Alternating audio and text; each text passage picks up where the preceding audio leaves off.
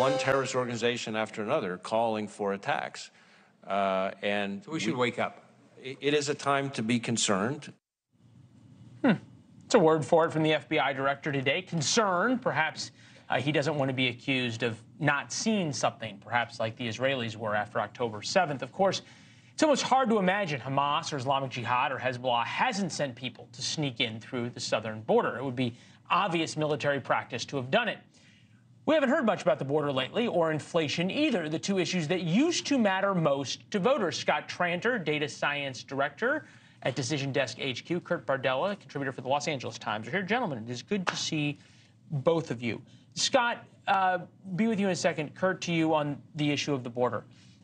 This was something that President Biden had real weakness on in the 2022 elections. Does the attacks in Israel not just refocus, once everybody starts thinking about domestic politics again, refocus everybody on the southern border, and that's even before a possible attack?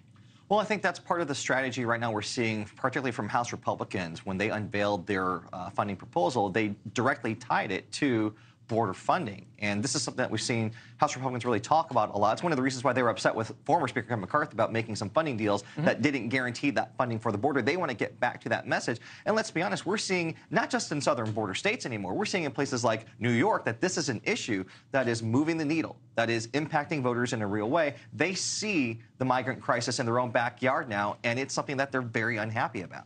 Well, and they're paying for it, right? We hear about all the New York City having to raise taxes, pay for shelters, all those things. Showing up in the polls. Yeah, 71% of people say they are not happy. I think that's the angry emoji rather than just the not happy emoji. 57% want a wall. Look, Scott, you do polling here. If you're the Biden administration, how worried are you about that black swan event, right? Some kind of the thing we were worried about post 9/11 of a few cells of Hamas terrorists at malls or at restaurants on a Friday night across America. Doesn't that completely change the presidential election? Absolutely. It is a black swan event. It is something that is, if it happens, it's on your watch. I mean, the brand new DDHQ NewsNation poll released yesterday showed that 77% of Americans have a heightened sense of they're worried about terrorist attacks. That's a bipartisan issue. That's not just who are the other 23? Who are the other 23% there? Yeah. This comes, and look, and I think we see this in Right Track, Wrong Track, that Americans are feeling this general sense of unease, right? And it's twofold. It's one about security, and the other thing is about economic security. Here's President Biden today talking about the economy. Today, the Department of Labor is proposing a new rule, meaning that when you pay someone for retirement advice, they must give you advice that's in your best interest, not whether it gets them the best payday. My administration is going to continue to crack down on junk fees across the economy to protect consumers, promote competition, and give families across the country, as my dad would say, just a little bit of breathing room. Kurt, McDonald's revenue is now up to $6.69 billion. Strategic menu price increases, including an $18 Big Mac. And the dollar menu isn't a dollar. Yeah. Yeah, well, that's the bigger one.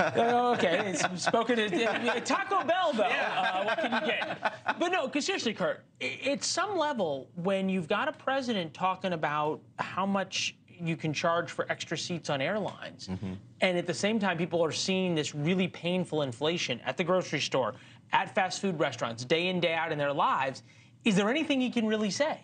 No. I mean, there really isn't, because like you said, listen, I think that the stuff on junk fees that he's doing, I think that's overall popular. People are fine with that. But like you said, when it's the everyday things that you experience, when you go and order a burger and all of a sudden the tab is $20 at McDonald's, you're like, what the hell is happening right now? And there's no magic phrase, word, catchphrase, slogan that's going to change any of that reality for the American people.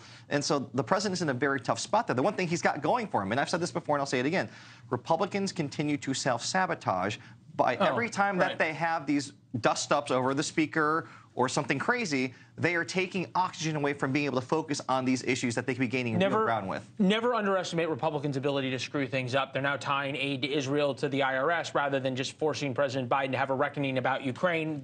Very obvious political wins that they could get that they're missing. Scott, this is a question to you, though. Public opinion of President Biden, 35% favorable, 58% unfavorable. It's near a record low for a president.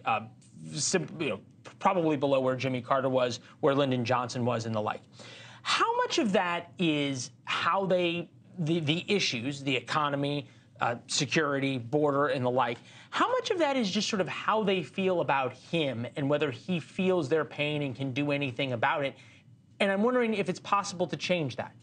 So let me answer the last part of your question. It's possible to change. The first part of your question is it's going to start feeling like that 6 to 7 months from now. Right now, this is general feeling. Once these campaigns start spending millions of dollars branding themselves, I mean, we saw President Biden starting with Bidenomics, which is interesting considering inflation's the #1 issue across all of our polls, all those types of things. It'll be interesting when it interplays, but he's going to have an opportunity to say, hey, I feel your pain, just like Bill Clinton did in the 90s, and maybe turn that around. But right now, it's got to go up for him. No, I feel your pain. I feel your fear. I feel all of these things.